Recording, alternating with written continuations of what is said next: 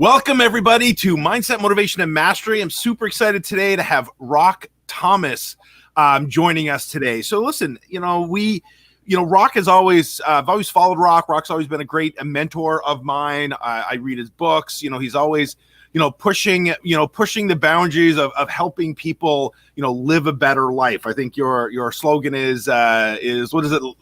What's it called? Live your best life. Live your best life. Right. I was gonna say live a better life, but live your best life. Yeah. So, it's all about, setting yourself up to win. And so Rock, thanks for joining us today. It's a crazy year this year. Like, it's been a bit of a crazy year, but I've noticed that people that are wanting to win are continuing to win, and the people that are using it as an excuse are not winning.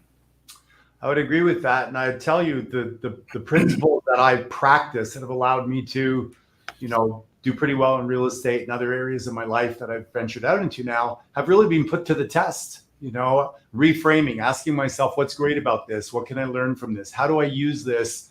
Have had to exercise that muscle at a new level. And you can go from, feeling a little bit discouraged. And I think there's a lot of people right now that are beaten up, and it's going to be a very interesting next 12 months. We'll talk about that.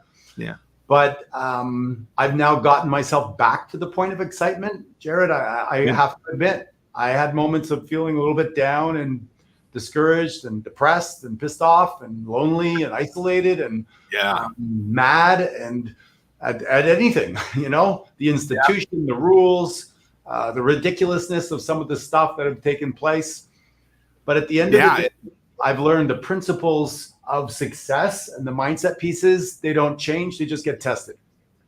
Yeah, absolutely. And allows you to get stronger. I always say that if people can find either, the opportunities in things or the challenges in things, all you got to do is look for both and you'll find it in anything. Right. So if you approach this year by looking for opportunities, then you found them. Right. So.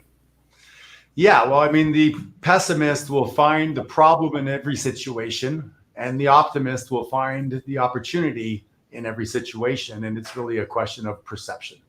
Yeah, absolutely. So listen, we're going to talk today about how to make changes and how to, make new changes, or how to adapt to new behaviors, new habits, new whatever in the next 90 days. Business planning time of the year. So, we're really pushing people to say, listen, if you do the exact same thing you did, over the last 9 months, you're going to get the same results. So we can't set these big giant goals, or maybe someone is kind of sitting there at this, hey, I can't get any bigger than this. We've got to set new habits, new behaviors, new thought patterns, new, everything. And I think a lot of people, that this is where they get challenged the most. They have no problem setting the goals, but they get challenged the most in making the necessary changes and take action on that. And, with people like us, people always go, oh, it's so easy for you. Or it's so Rock Thomas, he can do anything. He's proven himself. But so Rock, tell me a little bit about how you got into real estate and the challenges that you faced to grow into the person that you are right now. Well, I bankrupted a restaurant and got desperate and got a job in the airlines. Lost all my mother's money and was a flight attendant for a few years, and that wasn't going to pay off all the bills and make me rich. So I decided to get into real estate. But candidly, I sold one home in the first year because I wasn't very coachable. I hid. I didn't want to go to the trainings. I was a secret agent. And then one day, somebody like yourself kind of pulled me out of my shell and said, hey, I think I could pour into you. And I think I could make a difference if you're coachable. And it was just the right person at the right time. And I made 35 sales the next year, and then 45, 65, and then 99. And then I bought the company. But to give you the answer to your question, I remember once when I was my second year, I had one car. I had moved into a small house that I had bought for $92,500. I had my office in the basement, and my wife was out with the car, and I was getting ready to go to an appointment to list a property and sell them a bigger property, which was going to represent probably the biggest paycheck I ever had in my life. And she wasn't answering the phone. It was a time when we had one cell phone, so I was calling her from the house landline. I had two young kids under the age of 2. I had no babysitter. And I was faced now with the prospect of missing this appointment. And I think there's two types of people that will be stopped and people that won't be stopped. So after she wouldn't answer, I eventually grabbed my neighbor, asked him to come and watch the kids, which I knew I'd get heck from my wife later because the guy was not exactly the most responsible guy. And I got onto my bicycle in my three-piece suit, and I biked 1.5 miles in the middle of June at about 30 degrees, hid the bike in a bush, and walked up, wiped the sweat off my brow, went in and listed that home, and then double-ended the property a few weeks later and sold them another property. And I tell that story because, like you said, people think it's easy. People think like, no, I had one car. We had one car. Yeah. And I licked the envelopes in the basement after the kids were in bed and sent the flyers out, hand delivered stuff myself in my farm area, forget-me-not flowers, little packets. I really think what people should try to think is, how are you going to add value to your clients in a massive way that is unforgettable? And when you take ownership and control of that, success will follow you. Yeah. Yeah. It's like the first company that I ever started, people, say, well, you're so young, but they have to understand, I started a company, and from 9 a.m. till, really 4:45 in the afternoon. It was supposed to close at 5, but 4:45, because I had a second job from 5 till midnight every night that really was financing the launch of this company. And they go, oh, you did so well, but I closed. They're like, oh, we came at 5 till 5. I'm like, oh, I'm so sorry, I closed early. But like, I'd close early because I needed that time to get to my second job to fund it, right? And they go, oh, things were easy for you. And I'm going to listen, my first company, I worked to pay for the first company because the first company was my passion, and I had a job to pay for that passion to get it rolling, right? So, it's all about how hard you're willing to work, right? And willing to do. So let's kind of jump into this. So you wrote a book called The Power of Identity. Again, I love the book. I think it's really important. If you want to get the book, I think the website down here is www.rockthomas.com. You can pick up the book there, I think. Is it also on Amazon? Yeah. Yeah, so it's on Amazon. It's an amazing, amazing book. So talk to me about the book really quickly, because I think that this is the concept of the book is really powerful to going into making changes in your life. And I think that's what we need to look at over the next little bit here. Yeah, so we're all given labels growing up. You're too short, you're too small, you're too tall, you're dyslexic, you're ADD, whatever. We have thousands of labels we've been given. Many of them are inaccurate. And the book talks about the words that follow I am, follow you. So if somebody says to your ADD and you take that on and you perceive it as negative, it's probably not going to serve you to be empowered. I think ADD actually could be a really good talent if you're maybe a basketball player or a fireman. Just get into the right context for whatever, the way you're showing up in the world. And so as a salesperson, I learned that you can program yourself through repetition. And all great people do it, right? Their affirmations, their incantations. And by the way, you're having a conversation, as I am, with myself every day anyway. So we wake up and you're talking to yourself. I wonder if I should get up and have a cup of coffee, or should I take a shower first? And no, I should do my sit-ups. So why not have an intentional conversation? That's what the book is about. And say, so listen, you can go from working hard to working smart. And so if you have this concept of working hard and it's really difficult to make $100,000 and COVID is weighing me down and I don't like technology, all these labels you put on yourself, you're disempowering yourself. And I think there's truly two states, one of an empowered state and one of a disempowered state. So I have words that I put together that I read or say or memorize to myself every day that push out the negative labels. So for instance, I've been told I'm dyslexic. There's evidence of that. I've been told that I don't spell very well. There's certainly evidence of that, but I'm still an author. I've been told that, by many people when I was younger, that I don't speak very well and I can't string a sentence together, but somehow I'm a public speaker and make a living doing it. So the way I change that is I just choose the words like I'm an athlete. I tell myself I'm a ripped athletic machine because it prompts me to show up that way.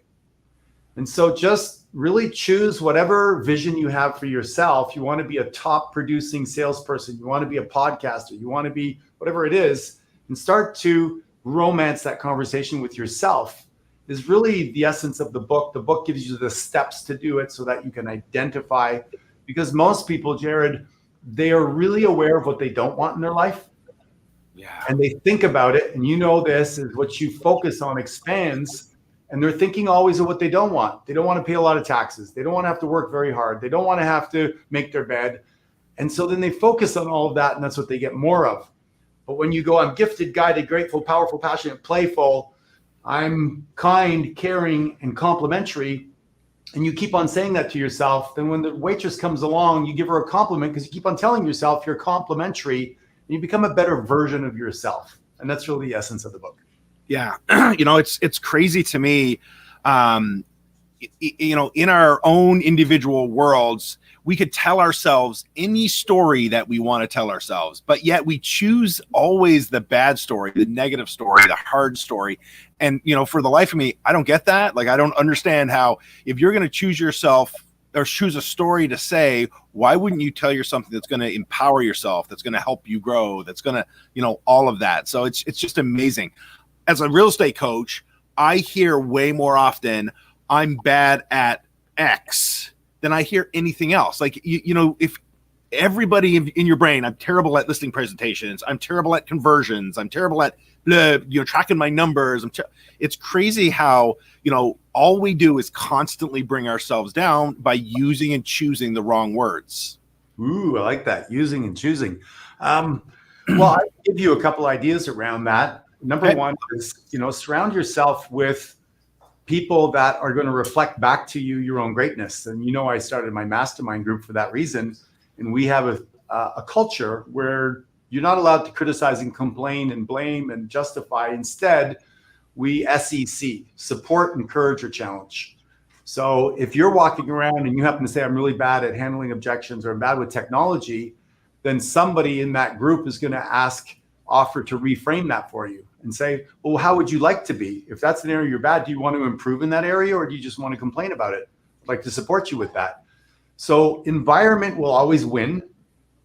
So the most important thing for us, whether it's your spouse or your business partner or your tribe, is to surround yourself with people that are freaking awesome. That's going to reflect back your own awesomeness, and you'll get in the habit. We even have a saying is, we don't apologize for being awesome. Because what happens if you walk into your place of business and you go, hey, you know what? I had a great weekend. I played hockey. I scored 3 goals. I made love 4 times on the weekend. And I sold 3 properties and made $30,000. I'm a badass. Everybody's going to go, yeah, well, screw you. Right? The majority of people. Why? Because they're reminded that they're probably not playing full out. And they don't want to be reminded like the 2 crabs in the bucket. So they're going to pull you back. But when you're surrounded by winners and people that recognize that being around you is going to motivate them, that will definitely help you move away from the self-beating up that we all do. Yeah, for sure. In fact, this year has been a big year for me in really looking at that and making that shift and looking at my own mindset and kind of going, am I in the right group that I should be in? Am I a part of the right group I should be in? What adjustments or shifts do I need to make in that group? Because it's a saying, right? It's cliche of who you surround yourself, you become, but it's so true, right? It's so true when you really take a step back and you look at it, right? As a matter of fact, it's something I always tell my kids, right? Hey, be careful who you're surrounding yourself with at school. Be careful who you're, what you're listening to, all of that. So let's give people the science on that, because this is what sometimes people need in order to get the leverage. Is as humans, we have a real, I'm going to use the word desperate need to belong.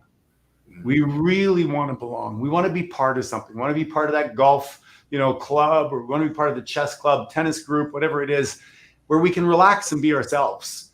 So your friends are comfortable with your present, but your mentors are comfortable with your future. So if you're around a bunch of people that are okay with you, let's say, call it being mediocre, right? And getting the same results you got last year that you referenced before, then that's what you'll produce, because you don't want to lose out on your friends, right? One of the biggest reasons we as realtors, people move, they move when something pushes them to move, because they've got a place where they belong. They belong to the community. They have friends. And now I have to get transferred to another city. Oh, I'm not going to belong. I'm going to have to re-belong. So we're back to the thing I talked about first, is find the people that you can belong to that represent the values you have and they're going to entice you to be the best version of yourself, because you will find a place to belong. Sadly, 97% of North Americans are not millionaires. 68% are not in the shape that they want to be, the energy they want. They don't, get to the end of the day, they're exhausted. So if you want more in a certain area, find the group that has more and start belonging to that. Yeah. And action items will actually become easy. You're around a bunch of people that make $250,000 every year. You talk to them, you eat like they eat, you do the morning routines like they do. You'll make 250 like that also. Yep. Yeah, absolutely. I call it health. For me, I call it healthy pressure. You put yourself in an environment where you put yourself in a place where there's healthy pressure, where there's pressure that makes you feel good, that pushes you to be better, that all of that sort of stuff. Like that healthy pressure is so important, right? You put yourself in a situation where it's, unhealthy pressure or negative pressure, then I think you're doing it for the wrong purpose, the wrong reason, right? So love 100%. it. Love it. Now, all right, let's jump into kind of the topic today that I really want to help people in adjusting kind of their thought patterns going into 2021. I watch too many people create their business plans, pull these numbers out of the air rather than, really looking at what they can do, where the numbers come from, what they're, whatever it is, what they're tracking every year. I have a client that I work with, and I've worked with him now for 6 years, and it was like pulling teeth to get him to track all his numbers. And last year he came to me, he's like, Jared, I know it was a nightmare trying to get me to track all of this, but the best part of it right now is I get to see exactly what I have to do next year in order to get the results that I want because of that. And I'm like, that was the whole point of that, right? So people want to make, I think generally people want to get better. Generally, people want to change. Generally, people want to hit their goals. They don't set these unrealistic goals without the intention of hitting them. How does somebody go from that mindset or that place to really, like you and I know, where they're actually taking the actions that's going to make the difference? Because that gap to me is huge, right? Is how do you get to someone who's going to go, I need to do this in order to make that change? So that's the $1 million question, nature versus nurture. Are people born with an incredible amount of desire? I believe somehow I have the combination of both, an innate amount of desire, but also circumstances of adversity that I overcame and I got rewarded for gives me this unstoppable kind of character. But what I have learned in coaching people is not everybody has the same level of energy or desire. So here's what I teach them. And this is gold. So if you're listening, write it down, stop the car, pull over, because this is going to change your life. Write it down. If you're in a hotel and you recently had COVID, some hotels I've gone to, they don't clean the room anymore because of COVID. And I come back to the hotel room and it's a bit of a downer because I love that clean room, the clean smell, the fresh seats and sheets and everything. You like that too? You know what I'm talking about? Yep. Yeah, we just went on a trip and it was it's the best, same thing. Right? Yeah, same thing. When you're at home, if you don't make your bed and you come back later and you don't have that crisp feeling of tidiness and cleanliness, it's kind of a bit of a downer. So when you wake up, if you could get yourself to make the bed so you could come home and have that feeling, that would be nice. Would you agree with me? Yeah, makes sense. It's a small thing, but most people have a story that, I'm busy, I'll make it later, I don't really feel like it. So the way that you do this, because transformation happens in a time and a place. So what you do is you say to yourself, okay, tomorrow when I wake up, the first thing I'm going to do, and you choose from this menu. So I open my eyes, I go, Alexa, play Pitbull, something like that, something that gets you going. And you jump out of bed and you point. I know, don't play it, don't play it. Alexa, no music. That's awesome. Alexa, stop the music. Sorry about that. It's funny. That's awesome. There was a study done, Jared, in Japan, and it talks about how they have these planes that go, the trains that go 200 miles an hour. And they had some accidents that happened. So they found that if the conductors would point and declare, they would go going 160 miles an hour until the next stop or whatever. Closing doors now, that 85% of the errors became reduced. So it's point and declare.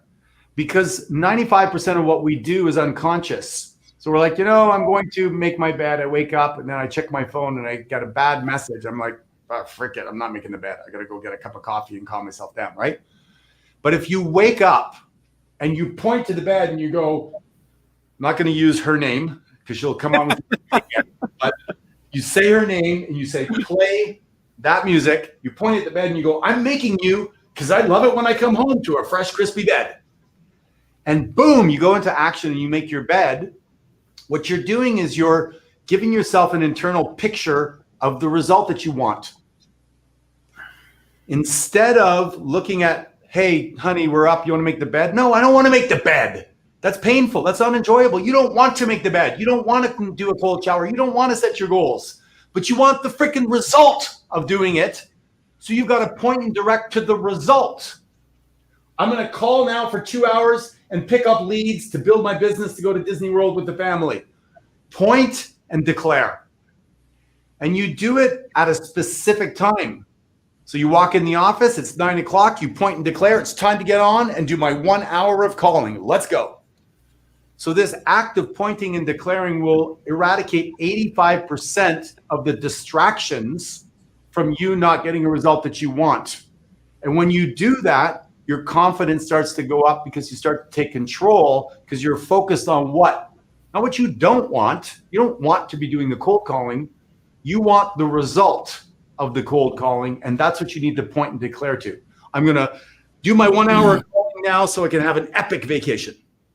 Does that make sense or what? Yeah. No, I love it. I mean, again, when you think about it, you're giving your brain an order, which is exactly what your brain needs to go. That's what I got to do. So it totally makes sense. Like, and again, when you think about it, it completely, totally makes sense. But that's not how we speak to ourselves, right? So it's about being intentional about what we do. Yeah, awesome. That's amazing. We have a mutual friend, Hal Elrod, and I would get our agents to use his book from Miracle Morning. How important is that for you? Absolutely crucial. In my book, my second book, Your Epic Life Blueprint, I talk about chapter 8. Tell me what you do before 8 o'clock in the morning and after 8 o'clock at night, and I can predict your financial future for the rest of your life. And it's really simple.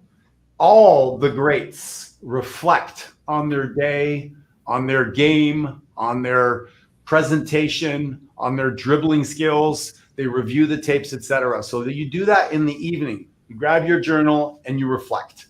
I call it auditing my day. And you ask quality questions that are in my first book. It's stuff like, what did I learn? What did I enjoy? What did I contribute to? What made me laugh? And you're doing an inventory on who you are. You're getting to know yourself better so you can repeat the good parts. Yeah. And you can start to move away from the bad parts. You can do a new declaration, right? Point and declare and say, hey, I finished my meal. I put the dishes in the dishwasher, right? And you start to do these habits. So now every time you finish eating, you add, when you're doing something you like eating, you add a little something that's going to enhance your life, that makes your life better and builds your disciplines. Does that make sense? Yes. Imagine if every time you ate, you were in the habit of putting your dishes away. You now start to get something that is very rare commodity in the world called self-esteem. Right? Yes. Doing shit that matters, that isn't initially comfortable, till you do it long enough, it becomes part of your identity. Oh, identity. Same thing. Same thing. Right? Same thing. Yep. And then the morning routine, I have 3 words, and you can jot this down if you're listening to this. There's 3 results that I want. Number 1 is hydrate. Most people are dehydrated. So the first thing I do is glass of water, hydrate. Then I'm going to agitate, which means I'm going to move my body. I'm going to do something. Even if I have Pitbull playing while I'm making the bed, I might dance around the bed, move my body, do some push-ups, whatever. I have my yoga mat in the room, or I'm going to a yoga class. So I'm agitating, I'm priming my body, getting ready for the day. And the third thing is to motivate. So hydrate, agitate, motivate. And motivate, read a good book. Listen to a YouTube video of something that is inspirational. Listen to an audiobook, read whatever. But something that reminds me that I can become a better version of myself that day by putting forth the action. So 100% routines and rituals. 95% of what you and I do is going to be repetitive tomorrow because it's being downloaded to our unconscious mind. The way that you put your pants on, brush your teeth, drive the car, you don't have to think about it anymore. But how do you get better? You've got to hold new thoughts in here long enough so that the habit of putting a dish away, making the bed, walking in the office and not getting distracted talking to Betty, doing an hour of calling because you're going to go on an epic vacation, they're all doable new habits that you can bring in and make it part of your unconscious or identity so you can be the champion that you deserve to be for you and your family. Awesome. What do you find as some of the biggest things that get in people's way of changing that? Like some of the biggest excuses people make? Like what are the most common ones? So that when people start doing them, that they now are aware they're doing them, and it's a conscious thought that, oh, I'm doing exactly what Rock said I was going to do, and I need to change that. Well, like you said before, we all tell ourselves a story. So I'll give you the story, but then I'm going to give you the root cause. So the story is, I don't have enough time. I don't have enough money. I don't have the right connections. I have to take care of my mother-in-law. They'll give you, what I call the obstacles or the lack of resources. But usually what it is inside, they have a story is, I can't do it. I bought that book before, Jared. I took that course. I listened to Rock Thomas talk. Easy for him. He's got a bald head. He's got a lot of energy, but I can't do it. That's why the making of the bed and the putting the dishes away builds that rare commodity called self-esteem. So that when you walk into the office and you want to make those calls to build your business, your brain goes, you're a badass. You do what you say you're going to do. You make your bed, you do the dishes, you did those 10 push-ups. You said no to the third serving of food, and you're moving in the right direction, and you can make these calls.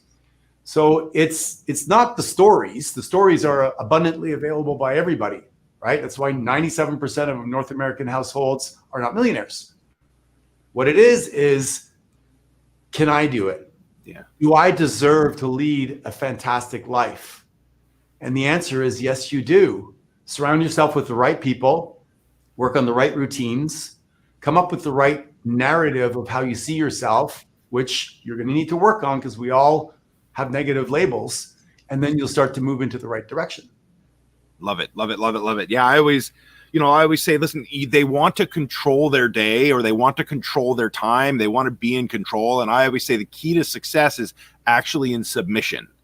Right, as submitting to your schedule, submitting to the things that you're needing to do is I found success in the submission part, not the control part. Is being able to go, listen, I need to come in and I need to do this, this, and this, and I know if I do this, this, and this, then I'm going to get to the end of the day, whether I had the results that I wanted or not, and I'm still going to feel like a badass because I committed and did the things that I said I was going to do. Right, and again, this is time on task over time. Like you need to do it every single day to start creating, again, those habits that it becomes, again, subconscious that you're doing it, right? It's just making it happen.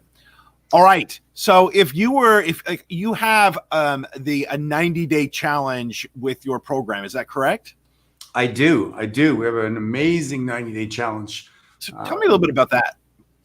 So what we found is that, this is a perfect time, there's a little bit more than 90 days left at the end of the year, launch off your new year. It's a quarter. It can be broken down into weekly outcomes. And I teach the 10 rules of success during that period of time. And, it's not knowledge that transforms people, because if it was so, Google would transform everybody and they'd have everything they want. Yeah. So it's not the case. The case is to put yourself into the right ecosystem where you share the information and you integrate it into small little lessons like I talked about, whether making your bed or putting your dish in the sink. So we go through that process of bringing in the information and then on a Zoom call, sharing with people every week how they've interpreted it, how they can utilize it and practice it, and then go on to the next lesson and the next lesson. And they do it in a group setting with other people, which makes it fun. They get to contribute and learn. By the time you're out of there in 90 days, what you have is the mindset of a millionaire. And it's not just on the financial end, is in order to become a millionaire, like you talked about before, you may have to work 16-hour days. In order to work 16-hour days, you may have to prepare on having the proper nutrition and negotiating with people in your family that you're not going to be at all the things they want you to be at. And that's going to take some influencing skills, etc. So we cover all of the mindset pieces that allows you to think like a whole life millionaire and be the best version of yourself in 90 days. It's an epic course. And I'll tell you one guy we had actually from Toronto. Okay. And he sold basements, like foundations. And he was okay. He was about 30 pounds overweight. He was, living at home with his mom and not really doing great stuff. Not terrible either, though, kind of just comfortably numb. Well, he got onto this course. He got so excited by the content that he got his ass in the gym, lost 20 pounds. He became the top salesperson in his group and outsold the other 3 guys on his own. He got so excited by how he was feeling that he quit drinking, and he met his fiance and eventually got married, got his mother on the course, and then she transformed. And all of this happened because he started to see that there's a different way to think than the way we're taught in school. And unless you're seeking it out, it's not going to fall in your lap. Love it. Love it. Did I lose you? Are you there? No, I'm here. Okay. Sorry. I thought I lost you. No. Yeah, no, 100%. It's like intentionality, right? When you're intentional about something and you create awareness around it, it can easily change your life. So like my big thing is like, we've got to create the awareness around the things, the new habits we need, the new disciplines we need. That's awesome. I love that story. Well, Rock, I don't want to keep you too long. We're at 32 minutes now. I told you it's going to be between 30 and 45. If there's anything else that you needed to share with somebody to help them transform their business in the next 90 days, what would that be? Well, I started a podcast called Rock Your Money, Rock Your Life. And I think we all deserve to live the dream, which is to be free. So I would say that, here's a couple of easy steps and then the big picture. Number 1 is add massive value wherever you are. Come in early, stay late, say yes to a bunch of things you didn't say yes to before. Just add value. The universe keeps score. You could cheat in college and skip some classes and get by. But out in the real world, eventually people base, how they're going to compensate you based on results. So you might as well get in the habit of delivering great results. Number 2, I would say for a short period of time, be willing to work even harder than you have, because great things are going to happen in the next 12 months. And you should be really doubling down, right? And doing more. And then the third thing is, wherever you can, be intelligent about your expenses, because we live in a world right now where less is more. You don't need so much. Find ways to cut your expenses, because there's going to be a lot of stuff on sale. And if you can get your hard-earned money to work hard for you and get some passive income vehicles going, I'd say that's exciting, man. Yeah. I give a ratio of 10-1 for my passive income. So I have a building I bought 20 years ago that throws off $20,000 a month for me. I don't have to do anything now. When's the best time to plant a tree? 20 years ago. So I bought this building 20 years ago. It was really hard to do, but today I look pretty good. But that $20,000 a month, that's worth $200,000 a month to me, because it gives me freedom. So what are you doing in your day job and your business, et cetera? That's one thing. But what are you doing to invest in your future by having passive income vehicles? I'd say you need to start to get educated around that, get into conversations around that.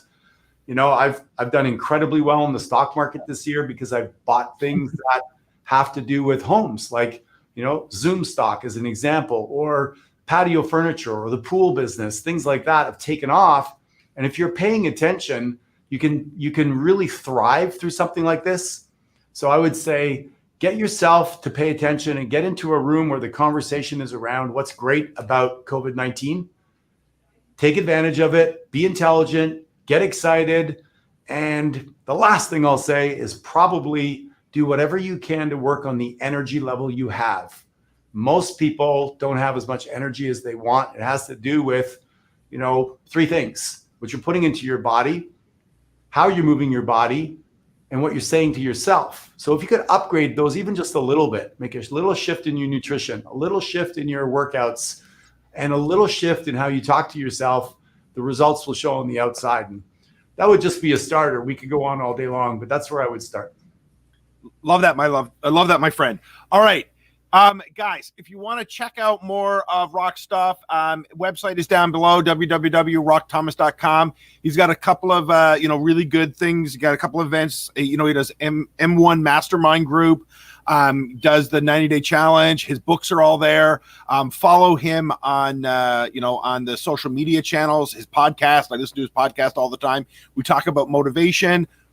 Rock has been the probably the one of the biggest sources for me in motivation. I listen to his podcast all the time, his short clips and all that sort of stuff. So get in touch or listen to this guy. He'll help bring you up and level up your life. Rock, appreciate your time today. I know you're a busy guy, and I know that you've got a lot going on. I appreciate you and everything that you've done for me. Yeah, man. Well, it's a pleasure. It's nice to see you again, and best of luck to all your listeners. All right. Thanks, my friend. Later. Okay.